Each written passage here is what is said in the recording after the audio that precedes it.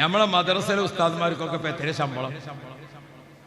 ഏറ്റവും ചെറിയ ശമ്പളം വാങ്ങുന്ന ആൾക്കാരാരാ?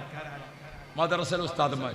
ഞങ്ങൾക്കൊരു സംഗതിയാക്കണം, ഞങ്ങളെ 10 ഇരട്ടി ശമ്പളം വാങ്ങണേ ഗവൺമെന്റ് ഉദ്യോഗസ്ഥനെക്കാട്ടിലും സന്തോഷമുള്ള ജീവിതം മദ്രസയിലെ ഉസ്താദിന്. മദ്രസയിലെ ഉസ്താദിന്റെ തുണിയും കുപ്പായം നോക്കാൻ നിങ്ങൾ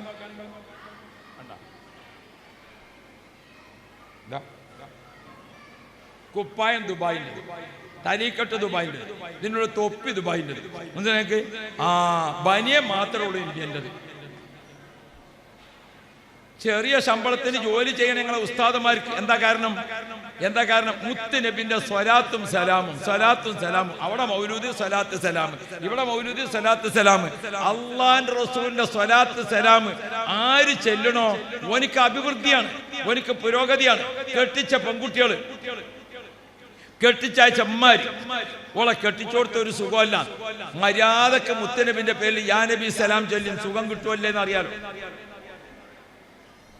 ഞമ്മക്ക് ആർക്കാണ് ജീവിതത്തിന് ദാരിദ്ര്യം, ആർക്കാണ് ജീവിതത്തിന് പ്രയാസം, ആ ജീവിതക്കാരൊക്കെ മുത്തനബിന്റെ പേരിൽ യാ നബി സലാം അലൈക്കും. നിങ്ങളിപ്പോ ഒരു കുടുങ്ങിയിട്ട് എനിക്കും മാടി ചെല്ലണ അതുകൊണ്ട് കാര്യമല്ല, അവനാനും മാടി ചെല്ലണം. ഇതാർക്കും മാടി ചെല്ലണം, ഞമ്മക്കും മാടി ചെല്ലണം. നിങ്ങളിപ്പോ അങ്ങനെ ചെല്ലണത് ഒരു എനിക്ക് മാടി ചെല്ലണം മാതിരി. ഞങ്ങളെ കുറ്റം പറയല്ല, നമ്മൾ തമ്മിൽ നല്ല ലോകത്തിലാണ്. അള്ളാഹു നമുക്ക് ഖൈറ് തരട്ടെ. ഹബീബുന മുഹമ്മദ് മുസ്തഫ. ഓ പ്രിയപ്പെട്ട സഹോദരിമാരെ, അള്ളാഹുവിന്റെ റസൂൽ നമ്മെ പഠിപ്പിക്കുന്നത് എന്താണ്? നമ്മുടെ ഭാര്യ നമുക്ക് ചെലവ് കൊടുക്കൽ നിർബന്ധമായ ആളാണ് അല്ലേ? ഭാര്യക്ക് താമസിക്കാൻ വീട് നമ്മൾ ഉണ്ടാക്കണം. ആണുങ്ങൾ എത്രത്തോളം വേണം? ഭാര്യക്ക് 2 കൂട്ടം ചെരുപ്പ് വാങ്ങി കൊടുക്കണം. ഒന്ന് വീട്ടിന്റെ അകത്തൊക്കെ ഇടാനും ഉപയോഗിക്കാൻ, ഒന്ന് ഓളെ ചങ്ങാഴ്ചകളടേക്ക് കല്യാണത്തിനോ തക്കാരത്തിനോ ഒക്കെ പോകുമ്പോടാനും. 2 ഒന്ന് മതിയോ?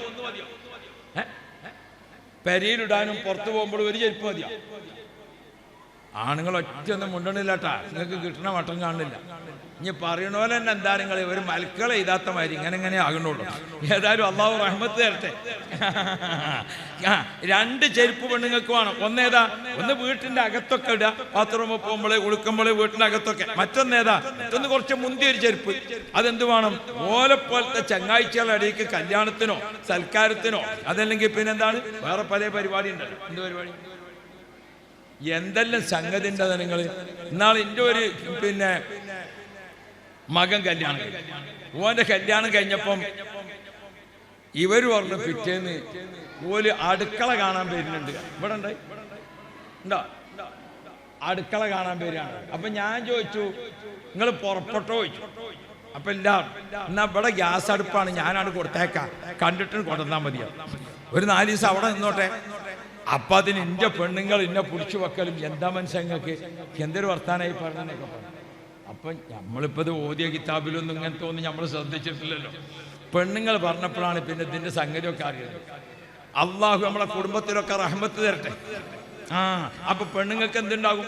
അടുക്കള കാണാൻ പോക്കുണ്ടാക്കും. മറ്റു അപ്പൊ എന്ത് വേണം? 2 കൂട്ടം ചെരുപ്പ് വേണം. നല്ലത്. അല്ലാഹു റബ്ബി. ആണുങ്ങൾക്ക് 3 കൂട്ടം ഡ്രസ്സ് മതി, പക്ഷെ പെണ്ണുങ്ങൾക്ക് ചുരുങ്ങിയത് 5 വേണം. അല്ലേ? ഞമ്മക്കൊരു 3 ഉണ്ടായ ഒന്ന് മാറ്റി എടുക്കാനും, ഒന്ന് വെള്ളിയാഴ്ച ജുമാക്ക് പോകാനും. എന്നാൽ തന്നെ നമ്മളെ കാര്യം ശരിയാവും. പെണ്ണുങ്ങൾക്ക് അത് മതിയാകുമോ? നിങ്ങളെ കണക്കാക്കിയിട്ട് പെണ്ണുങ്ങളെ കണക്കാക്കാൻ പറ്റില്ല. ഓക്ക് ചുരുങ്ങിയത് 5 എണ്ണമാണ്. എന്തുകൊണ്ട്? ഓളാണ് കുട്ടിനെടുക്കണത്. കുട്ടിനെടുത്ത് ഡ്രസ്സ് മാറ്റി കുട്ടിനെടുത്തു. ആ കുട്ടിനെടുത്തിങ്ങാണ് ഇങ്ങനെ നിൽക്കണതിൻ്റെ അടിയിൽ കുട്ടി ഒന്നായിട്ട് ഛർദ്ദിച്ചു. ഈ കേസ് ഞമ്മക്കില്ലല്ലോ. അപ്പൊ ആ ഛർദ്ദിച്ച കുപ്പായം മാറ്റിയിട്ട് വേറൊന്നിട്ട്, മറ്റത് തിരുമ്പിയാലും ഉണങ്ങിക്കിട്ടണ്ടേ, അലക്കിയാല് അല്ലേ? അല്ലാഹു റബ്ബി. രണ്ടാമത്തെ കുപ്പായം മാറ്റിങ്ങാണ്ട് കുട്ടിനെ മടിയിൽ വെച്ച് നോക്കുമ്പോൾ അപ്പോഴാണ് കുട്ടിക്ക് മൂത്രം വയ്ക്കാൻ മുട്ടിയത്. മാറ്റണോ മാറ്റണ്ടേ? അപ്പൊ അനക്കുള്ള തുണിക്കുപ്പായം മതി ഓക്ക്. ഇതൊക്കെ ആര് ചെയ്യണം? ആണുങ്ങൾക്ക് ഇവിടെ പണിയുണ്ട്. അള്ളാഹു നല്ല കഴിവ് തരട്ടെ. ഞാൻ നിങ്ങൾക്ക് കുറച്ച് പൈസ ഉണ്ടാക്കി തന്നിട്ട് പറയാൻ വിചാരിച്ചാണ്ട. പൈസ ഇപ്പം ഉണ്ടാക്കി തന്നില്ലേ? കച്ചവടം തുടങ്ങി, കൃഷി തുടങ്ങി, നല്ല ജോലിയായി, ചുറ്റുഭാഗത്തൊക്കെ നമ്മളെ വീടിന്റെ പരിസരത്തൊക്കെ വൈതനങ്ങയായി, വെണ്ടക്കയായി, ബാക്കിയുള്ളതൊക്കെ ആയി. കുറച്ച് പൈസ ഉണ്ടായിട്ട് പറഞ്ഞാൽ മതിയല്ലോ എന്ന് വിചാരിച്ച് കാത്തുന്നതാണ് ഞാൻ. അള്ളാഹു നല്ല ഖൈറ് തരട്ടെ. നമ്മളെ സഹോദരിമാരെ സംരക്ഷിക്കേണ്ടത് ആരാ? നമ്മളാണ്. പെങ്ങന്മാരെ നോക്കേണ്ടത് ആണുങ്ങളാണ്, അല്ലേ? ഉമ്മാരെ നോക്കേണ്ടത് ആണുങ്ങളാണ്. സാമ്പത്തിക നോട്ടം ഭാര്യമാരെ നോക്കേണ്ടത് നമ്മളാണ്, അല്ലേ? അള്ളാഹു നമുക്ക് കഴിവ് തരട്ടെ. കുടുംബത്തെ നോക്കുന്നത് ആരാണോ അവർക്ക് മനസ്സിന് ആരോഗ്യമുണ്ടാകും, ശരീരത്തിന് ആരോഗ്യമുണ്ടാകും, ആയുഷ്കാലം നീണ്ടു കിട്ടും, അവർക്ക് നല്ല ഐശ്വര്യമുണ്ടാകും. അല്ലാഹു റബ്ബി. ഒരു വാപ്പാക്ക് 3 പെൺകുട്ടികൾ ജനിച്ചു. 3 നല്ല പോലെ പോറ്റി വളർത്തി. അള്ളാഹു അവന് സ്വർഗം കൊടുക്കുമെന്ന് മുഹമ്മദ് മുസ്തഫ. അപ്പൊ ഒരു സഹാബി ചോദിച്ചു, നബിയെ 2 കുട്ടികളാണെങ്കിലോ 2 ആണെങ്കിലും? അപ്പൊ ഒരു സഹാബി 1 ആണെങ്കിലോ എന്നെങ്ങനെ ചോദിച്ച? അല്ല, ചോദിക്കണേനും വേണ്ട ഒരു മട്ടം. മനസ്സിലാക്കി? പെൺകുട്ടികളെ സംരക്ഷിക്കാം. ബഹുമാനപ്പെട്ട ജാബിർ റളിയല്ലാഹു അൻഹു, ജാബിർ ബിൻ അബ്ദുല്ലാഹി റളിയല്ലാഹു അൻഹു തങ്ങൾ ആരാ? മുത്തുനബിന്റെ പ്രധാനപ്പെട്ട സ്വഹാബാക്കളിൽപ്പെട്ട ആളാ. ഉഹദ് യുദ്ധത്തിന്റെ വിളി കേട്ടുകൊണ്ട് ജാബിറിന്റെ വാപ്പ ജാബിറിനോട് പറഞ്ഞു, മോനെ ജാബിറെ, ഞാൻ ഉഹദ് യുദ്ധത്തിലേക്ക് പോവുകയാണ് മോനെ. ഞാൻ ഉഹദിന്റെ ഭാഗത്തുനിന്ന് റസൂലുള്ള സ്വർഗത്തിന്റെ വാസന കേൾക്കുന്നു എന്ന് പറഞ്ഞപ്പോൾ എനിക്ക് സ്വർഗത്തേക്ക് പോകാൻ പൂതിയേക്കണേ. അപ്പം മകൻ പറഞ്ഞു, വാപ്പ നിങ്ങൾക്ക് കുറച്ച് പ്രായമൊക്കെ ആയില്ലേ, യുദ്ധത്തിന് പോകാൻ നല്ലത് ഞാനല്ലേ, ഞാൻ പോയിക്കോളാം. അപ്പൊ വാപ്പ പറഞ്ഞു, മോനെ ഞാൻ സ്വർഗം ആശിച്ചു പോയി, ഞാൻ സ്വർഗത്തിലേക്ക് പോകാൻ പൂതി വെച്ചു, അതുകൊണ്ട് ഉപ്പാന്റെ കുട്ടി ഇവിടെ നിന്നോ, ഞാൻ പോയിക്കോളാം. ആയിക്കോട്ടെ, നിങ്ങൾ പോയിക്കോളി എന്ന് മോൻ സമ്മതം കൊടുത്തു. അപ്പൊ ജാബിർ റളിയല്ലാഹു അൻഹുവിന്റെ അവസ്ഥ എന്താണെന്നറിയാം? 7 പെൺകുട്ടികളുടെ അടിയിൽ 1 ആൺകുട്ടിയാണ്. നമ്മൾ ആണുങ്ങൾ മനസ്സിലാക്കണം, 7 പെൺകുട്ടികളുടെ അടിയിൽ 1 ആൺകുട്ടിയാണ് ആര്? ജാബിർ റളിയല്ലാഹു അൻഹു. വാപ്പ ഉഹദിലേക്ക് പോകാൻ ഒരുങ്ങിയപ്പോൾ ആ 7 പെങ്ങന്മാരിങ്ങനെ നിർത്തിയിട്ട് പറഞ്ഞു, മോനെ ജാബിറെ, ഈ 7 പെങ്ങന്മാരും നിന്റെ സഹോദരിമാരാണ്. വാപ്പ ഉഹദിക്ക് പോകാണ്, ഞാൻ അള്ളാഹിനോട് സ്വർഗം ചോദിച്ചിട്ടാണ് പോണത്.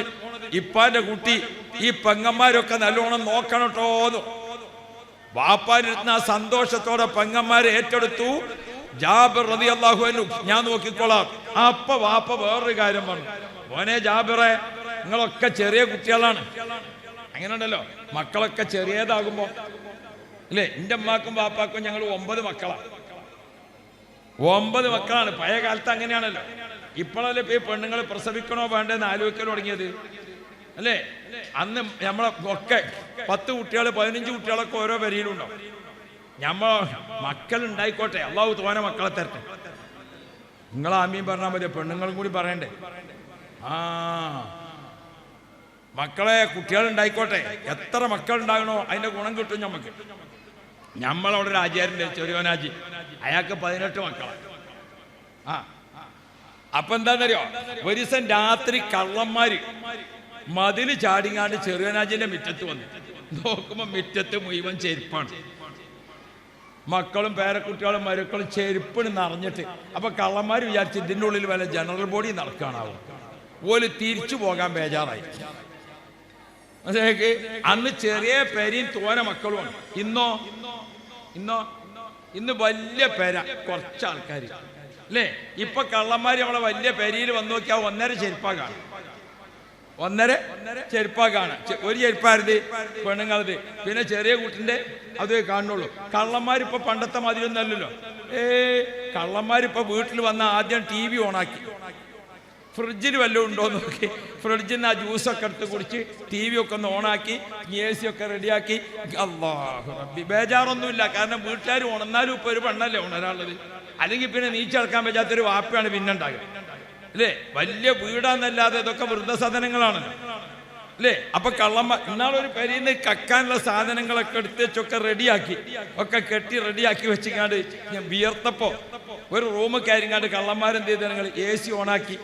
ഓലെ അവിടെ കുറച്ചു നേരം വിശ്രമിച്ച് അതിലും ഉറങ്ങിപ്പോയി, നന്നായിട്ട് ഉറങ്ങിപ്പോയി. രാവിലെ നീച്ചു നോക്കുമ്പോ കള്ളന്മാര് നല്ല ഉറക്കില്ല. ബേജാറില്ല ആർക്കും. മക്കളുണ്ടായിക്കോട്ടെ, നമ്മൾക്ക് മക്കളെ കൊണ്ട് ഗുണേ കിട്ടുള്ളൂ. അള്ളാഹുവെ മക്കളെ കൊണ്ട് ഖൈറ് തരണേ അല്ലാ, മക്കളെ കൊണ്ട് സന്തോഷം തരണേ അല്ലാ. പക്ഷെ നമ്മൾ മക്കളെ തെറ്റായി കരുതരുത്.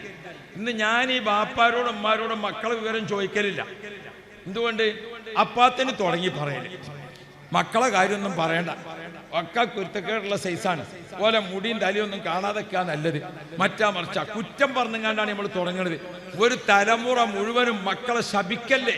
നമ്മക്ക് അള്ള തന്ന മക്കളാണ്.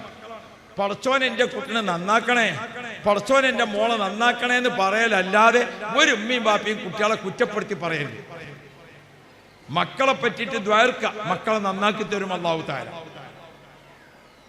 കാലത്തിനനുസരിച്ച് പല സംഗതി ഉണ്ടാവൂലേ. അള്ളാഹു നമ്മളെ മക്കളെ നന്നാക്കി തരട്ടെ. മക്കള് നല്ലോണം ഉണ്ടാകണം, കുട്ടികളെ പറ്റി കുറ്റപ്പെടുത്തണ്ട. ഒരു വാപ്പാക്ക് 3 മക്കള്, ഒരു വാപ്പാക്കും ഉമ്മാക്കും 3 മക്കള്. അപ്പൊ എന്താന്നറിയാം, ഈ 3 മക്കളില് 3 ആൾക്കും നല്ല ഉദ്യോഗം. ഒരാൾ ഖത്തർ എയർപോർട്ടിൽ, ഒരാൾ കുവൈത്തിൽ, ഒരാൾ ഒമാനിൽ. നല്ല ഉമ്മയും ബാപ്പയും ഇവിടെ കഷ്ടപ്പെട്ട് കയ്യാണെങ്കിൽ പൈസയൊക്കെ അയച്ചു കൊടുക്കുന്നുണ്ട്, പൈസയൊക്കെ അയച്ചു കൊടുക്കുന്നുണ്ട്. പക്ഷേ ഈ ഉമ്മാക്കും ബാപ്പാക്കും ഒരു ഹോസ്പിറ്റലിൽ പോകണമെങ്കിൽ ഇവരാരെങ്കിലും ഉണ്ടോ? ഒരു താങ്ങാനും മറ്റുണ്ടോ? അല്ലാ, ഒരു 2 ആൾ ഹോസ്പിറ്റലിൽ പോയി. ഒരു ഹോസ്പിറ്റലിൽ പോയിട്ട് അവിടെ ഇങ്ങനെ ഡോക്ടറെ കാത്തിക്കുമ്പോൾ വേറൊരു ഉമ്മയും ബാപ്പയും വന്നു. വേറൊരു ഉമ്മയും ബാപ്പയും വന്ന്. ഓൾക്ക് 3 കുട്ടികളാണ്, ഓൾക്ക് 3 ആൺകുട്ടികൾ.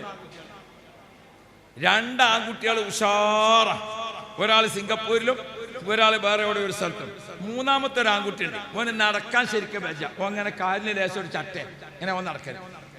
എല്ലാവർക്കും ഈ ചെറുക്കനോടൊരു അവഗണനയും, ഈ നടക്കാൻ പറ്റാത്ത കുട്ടിനോട് ഇപ്പം നമുക്കൊരു ഭാരമാകുമോ, ഇപ്പം നമുക്കൊരു മറ്റേതാകുമോ. ഇപ്പം എന്തായി നിറങ്ങള്, ഈ ഉമ്മാക്കും ബാപ്പാക്കും തീരെ സുഖമല്ല, വെച്ചാത്ത അവസ്ഥയായി. അപ്പൊ മറ്റൊരു 2 ആളും കായ് അയച്ചു കൊടുക്കും. മനസ്സിലായോ? ആസ്പത്രിയിൽ കൊണ്ടുപോകണമെന്നൊക്കെ ആരാ? ഈ കാലുകൊണ്ട് വെച്ചാത്ത ബണ്ട് ഉമ്മാനെയും ബാപ്പാനെയും കൊണ്ട് ഹോസ്പിറ്റലിലേക്ക് വന്നിട്ട്, ഹോസ്പിറ്റലിൽ അവിടെ ഇരുത്തി, ഉമ്മാനെയും ബാപ്പാനെയും അവിടെ ഇരുത്തി, മറ്റേ ഉമ്മാനെയും ബാപ്പാനെയും ഇരുത്തി അവിടെ ഇരുത്തി. ഓലിങ്ങനെ പരിചയപ്പെട്ടു. നിങ്ങൾക്ക് എത്ര കുട്ടികളാ? 3 ആള്. ഒരാൾ ഖത്തറിൽ, ഒരാൾ ഒമാനിൽ, ഒരാൾ. മക്കളൊന്നും ഇവിടെ അല്ല, അതിന്റെ വർത്താനൊന്നും പറയണ്ട, ഇരിക്കാണിച്ചാൽ ഊരവേദനയാണ്.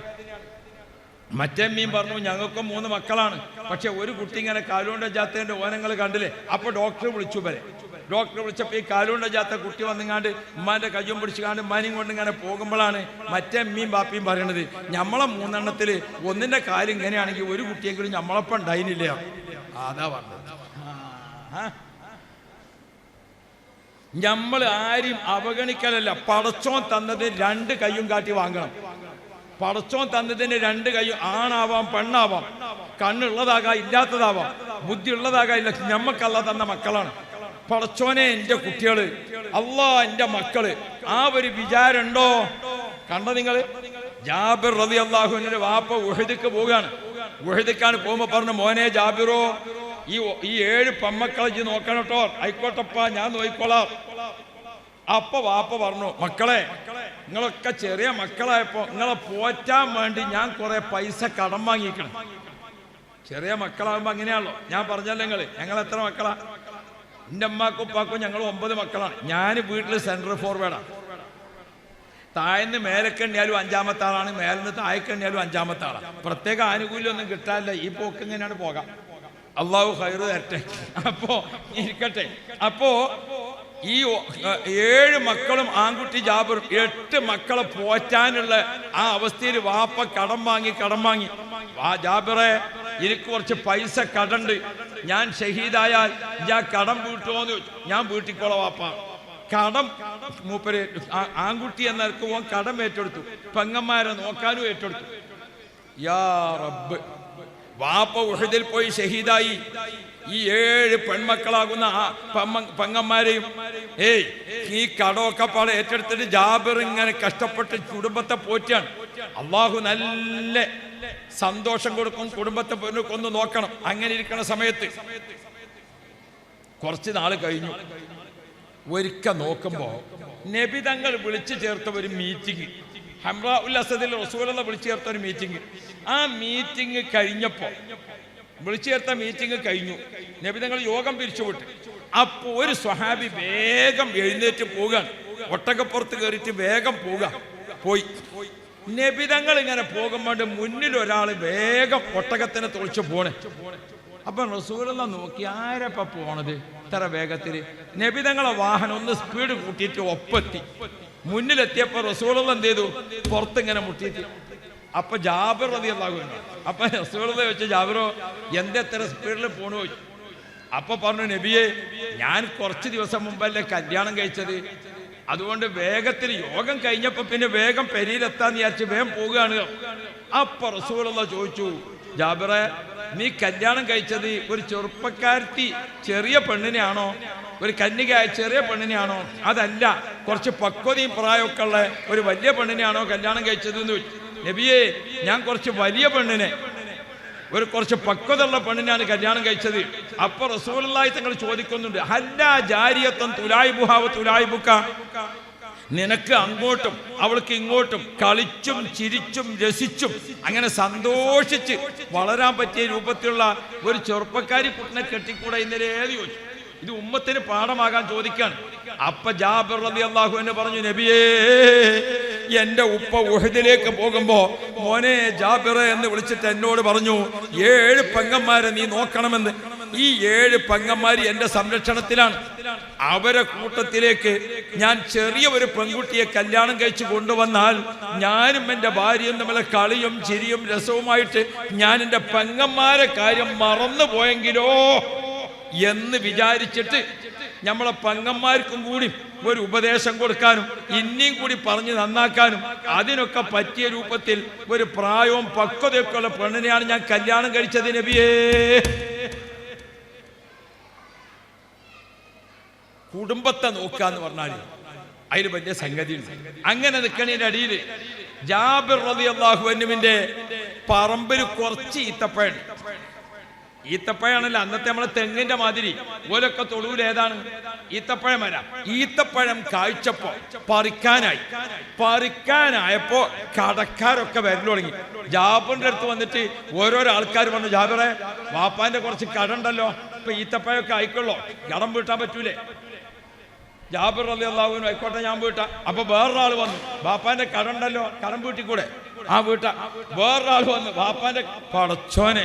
ജാബിർ റളിയല്ലാഹു അൻഹു പറയാണ്, കടക്കാരിങ്ങനെ ചോദിച്ചു വന്നു നോക്കുമ്പോ ഈത്തപ്പഴല്ല, പറമ്പ് ഒന്നായിട്ട് വിറ്റാലും കടം വീടും.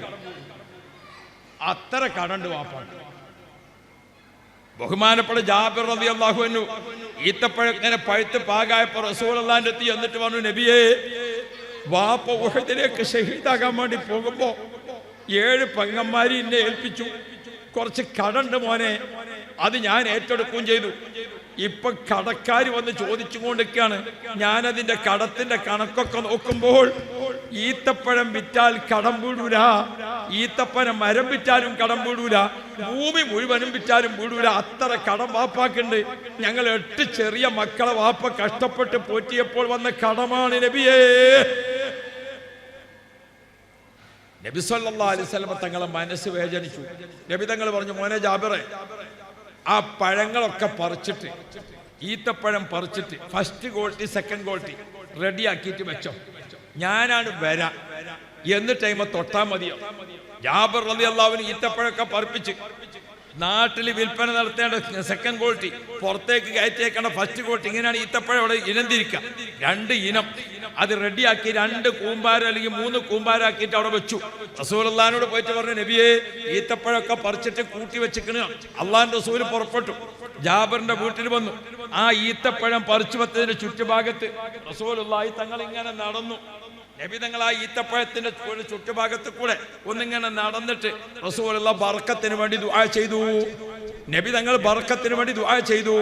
എന്നിട്ട് റസൂലുള്ളാഹി തങ്ങൾ പറഞ്ഞു, മോനെ ജാബിറെ ഈ ഈത്തപ്പഴത്തിൽ നിന്ന് കൊടുക്കാനുള്ളവർക്കൊക്കെ കടം വീട്ടിക്കോ, എല്ലാവർക്കും വീട്ടിക്കോ. ജാബിർ റളിയല്ലാഹു അൻഹു പറഞ്ഞു, വാപ്പ ആർക്കൊക്കെ തരാനുള്ളത് വന്നോളിന്ന്. ഒരാൾക്ക് കൊടുത്തു, അയാൾ പോയി 2ാമത്തെ ആൾക്ക് കൊടുത്തു, 3ാമത്തെ ആൾക്ക് കൊടുത്തു, 4ാമത്തെ ആൾക്ക് കൊടുത്തു, 10ാമത്തെ ആൾക്ക് കൊടുത്തു, എല്ലാവർക്കും കൊടുത്തു, എല്ലാവർക്കും കൊടുത്തു. റസൂലുള്ളാഹിനോട് വന്നിട്ട് പറഞ്ഞു, നബിയേ കടം ഒക്കെ വീടിയിട്ടുണ്ട്. അപ്പൊ റസൂലുള്ളാഹി വെച്ച് ഈത്തപ്പഴമെന്ന് വെച്ചു. ഈത്തപ്പഴത്തിന്റെ കൂമ്പാരം അതേപോലെ നിൽക്കുന്നുണ്ട്. ഒക്കെ വീട്ടിയിട്ടും ഈത്തപ്പഴത്തിന്റെ കൂമ്പാരം അതേപോലെ നിൽക്കുന്നുണ്ട് നബിയേ. അപ്പൊ റസൂലുള്ളാഹി തങ്ങൾ പറഞ്ഞു, ജാബിറെ നീ ഉറക്കെ വിളിച്ചു പറയണം, ഇനി ആർക്കെങ്കിലും വാപ്പ തരാനുണ്ടോ? എന്റെ വാപ്പ ആർക്കെങ്കിലും കടം തരാനുണ്ടോ എന്ന് ചോദിക്കണം. ജാബിർ റളിയല്ലാഹുവിന് പരിസരത്ത് കൂടെ ഒക്കെ നടന്നിട്ട് എന്റെ വാപ്പ ആർക്കെങ്കിലും പൈസ തരാനുണ്ടോ? വാപ്പാന്റെ കടഞ്ഞ ആർക്കെങ്കിലും കിട്ടാണ്ടോ? ആർക്കും ഇല്ല. സുബ്ഹാനല്ലാഹ്, നബി തങ്ങൾ ദുആ ചെയ്തു കൊടുത്ത ബറക്കത്ത് കൊണ്ട് ജാബിറിന്റെ കടം മുഴുവനും വീഴിയിട്ടും ഈത്തപ്പഴം അതേപോലെ ബാക്കിയാണ്. മക്കളെ, കുടുംബത്തെ നോക്കണം, മക്കളെ ഭാര്യമാരെ നോക്കണം, മക്കളെ പെങ്ങന്മാരെ നോക്കണം, മക്കളെ കുട്ടികളെ നോക്കണം. പുതിയ തലമുറയിൽ നമ്മൾ ഇതൊക്കെ ഒരു കടങ്കഥയാക്കിയ വാക്കാണ്. ഉമ്മമാരും വാപ്പാരും ഭാര്യമാരെയും പെങ്ങന്മാരെയും ഒക്കെ സംരക്ഷിക്കണവരുണ്ടല്ലോ, അള്ളാഹു അവരെ കൈയൊഴിക്കൂല, അള്ളാഹു അവരെ കൈയൊഴിക്കൂല. അതാണ് നബി തങ്ങളുടെ റഹ്മത്ത്, അതാണ് റസൂലുള്ളാഹിന്റെ റഹ്മത്ത്.